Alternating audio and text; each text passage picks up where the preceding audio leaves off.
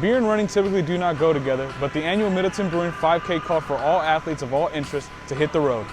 From jewelry to t-shirts, every second Sunday of the month, artists from across the hill country come out to Zelix to display their artwork. Martian culture embodies what San Marcos is about, where being different is normal. It isn't just art that's displayed and sold, but vintage clothing as well. The purpose of buying and selling local vintage clothing goes beyond wearing it. I've been doing vintage since I was a teenager. I've always really loved thrifting and going on the treasure hunt.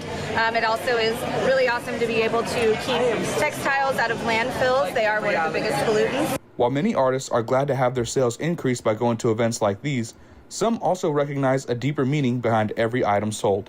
I try to have everybody walk away with like a higher vibration, like better mental, physical feeling before they leave my booth.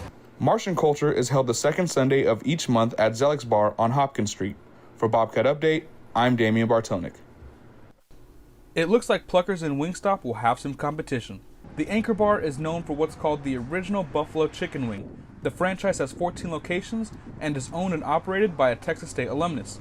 This Chicken Wings bar has a menu that Texas State senior Tyler Arnold enjoys. If there's ever a chance to pick between two, a bigger corporation and a smaller mom and pop one, I'm always going to go with the locally owned one for sure.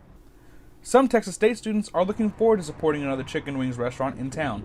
As I get older, I tend to try to do it a little bit more often, and the more time that I've spent in San Marcos, it'll make me want to do that a little bit more. The Anchor Bar is set to open sometime this year. It will be located at 1400 Ocarina Springs Drive. For Bobcat Update, I'm Damien Bartonek. It occasionally happens in San Marcos, in a city where trains pass through on a regular basis. There are times when the trains stop completely, leaving motorists frustrated and stuck for long periods of time. It happened this past Sunday when a train blocked traffic on South Guadalupe Street for half an hour. If a train is ever at a complete stop in front of you, you can report it to the Federal Railroad Administration at fra.gov/block crossings. In other news, the Texas State baseball team is off to its best start in school's history. Bobcat Update's Orlando Smart has the story. Yeah, I don't know about you, but if I see a beaver, I'm going to be running like I'm on the Texas State track team. But that's all we have for today's edition of Bobcat Update. Thank you for joining us. I'm Damien Bartonek.